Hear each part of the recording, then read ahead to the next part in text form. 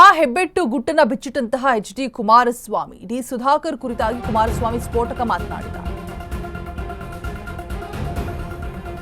ಸಾಕಷ್ಟು ವಿವಾದಕ್ಕೆ ಕಾರಣವಾಗಿತ್ತು. ನಿನ್ನೆ ಕುಮಾರಸ್ವಾಮಿ ಕೊಟ್ಟಂತಹ ಹೇಳಿಕೆ, ಅದನ್ನ ಸಮರ್ಥನೆಯನ್ನು ಕೂಡ ಮಾಡಿಕೊಳ್ಳೋದಕ್ಕೆ ಮುಂದಾದ್ರು. ಈಗ ಗುಟ್ಟನ್ನ ಬಿಚ್ಚಿಡ್ತಾ ಇದ್ದಾರೆ. ವಾಸ್ತವಾಂಶವನ್ನ ಜನರ ಮುಂದೆ ಸರ್ಕಾರವೇ ಇಟ್ಟಿದ್ದಾರೆ. ಇವರಿನ ಜನ ಏನ್ ಮಾಡ್ತೀರಾ ಅಂತ ಕೇಳ್ತಾ ಇದ್ರು. ಕೆಲವರು ಹೆಬ್ಬೆಟ್ಟಿನ ಗುಟ್ಟಿನ ಕುರಿತು ನಾನು ಹೇಳಿದ್ದೇನೆ, ಮೂರನೇ ಬಾರಿ ಹೆಬ್ಬೆಟ್ಟ ಹೇಳಿಕೆಯನ್ನ ಸಮರ್ಥಿಸಿಕೊಂಡಿದ್ದಾರೆ ಎಚ್.ಡಿ. ಸುಧಾಕರ್ ವಿಷಯವಾಗಿ ಲಘುವಾಗಿ ಮಾತನಾಡಿಲ್ಲ ಅಂತ ಬಿಟ್ಟು ಮತ್ತೆ ಸಮರ್ಥನೆಯನ್ನ ಮಾಡ್ಕೊಳ್ತಾ ಇದ್ದಾರೆ. ಆ ಹೆಬ್ಬೆಟ್ಟು ಗುಟ್ಟನ್ನ ಬಿಟ್ಟುಕೊಟ್ಟಿರುವಂತಹ ಎಚ್.ಡಿ. ಹೊಸ ಬಾಂಬ್ ಸಿಡಿಸ್ತಾ ಇದ್ದಾರೆ. ಸ್ಫೋಟಕ ಮಾತನಾಡಿರುವಂತಹ ಡಿ ಸುಧಾಕರ್ ಕುರಿತಾಗಿ ವಾಸ್ತವಾಂಶವನ್ನ ಜನರ ಮುಂದೆ ಸರ್ಕಾರವೇ ಇಟ್ಟಿದ್ದಾರೆ. ಹಿರಿಯೂರಿನ ಜನ ಏನು ಮಾಡ್ತೀರಿ ಅಂತ ಕೇಳ್ತಾ ಇರಲಿಲ್ಲ. ಕೆಲವರು ಹೆಬ್ಬೆಟ್ಟಿನ ಗುಟ್ಟಿನ ಕುರಿತಾಗಿ ನಾನು ಹೇಳಿದ್ದೀನಿ.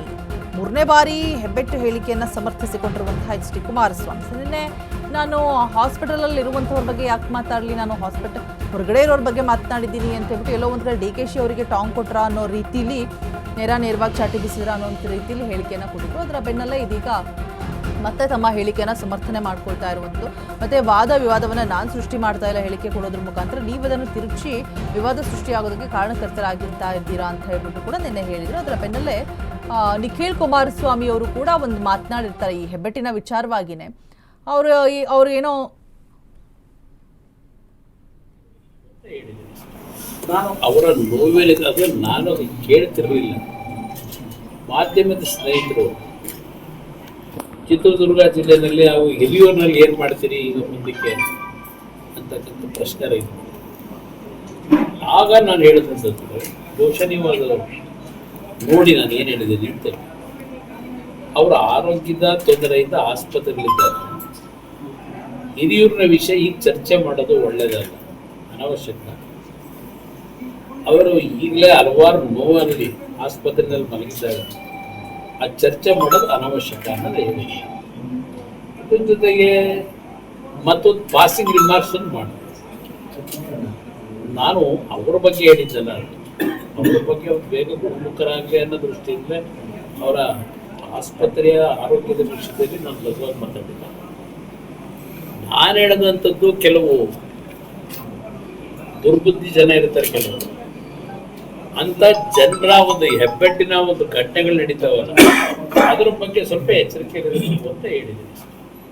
ಅದನ್ನ ಬಿಟ್ಟು ಅದ್ರ ಗುಟ್ಟೇನಿದೆ ಅದರಲ್ಲಿ ಮಾರ್ಮಿಕವಾಗಿ ಹೇಳಿದ್ದೀವಿ, ಸಮಾಜದಲ್ಲಿ ನಡೀತಕ್ಕಂಥದ್ದು ಹೇಳಿದ್ದೀನಿ ಅಷ್ಟೇ. ನಾನು ಅವರ ನೋವೇನಿದೆ ನಾನು ಕೇಳ್ತಿರ್ಲಿಲ್ಲ. ಸೊ ನಿನ್ನೆ ತಾವು ಹೇಳಿದಂತಹ ಹೇಳಿಕೆಯನ್ನು ಸಮರ್ಥನೆ ಮಾಡ್ಕೊಳ್ಳೋದಕ್ಕೆ ಮುಂದಾದರು. ಅಂದರೆ ನಾನು ಹಾಸ್ಪಿಟಲಲ್ಲಿ ಇರೋರ ಬಗ್ಗೆ ನಾನು ಯಾಕೆ ಮಾತಾಡಲಿ, ಆಚೆ ಇರೋರ ಬಗ್ಗೆ ಮಾತನಾಡ್ತಾ ಇದ್ದೀನಿ ಅಂತ ಹೇಳ್ಬಿಟ್ಟು ಎಲ್ಲೋ ಒಂದು ಕಡೆ ಡಿ.ಕೆ.ಶಿಗೂ ಕೂಡ ಟಾಂಗ್ ಕೊಡೋ ವ್ಯಂಗ್ಯವಾಡೋ ರೀತಿಯಲ್ಲಿ ಮಾತನಾಡಿದರು.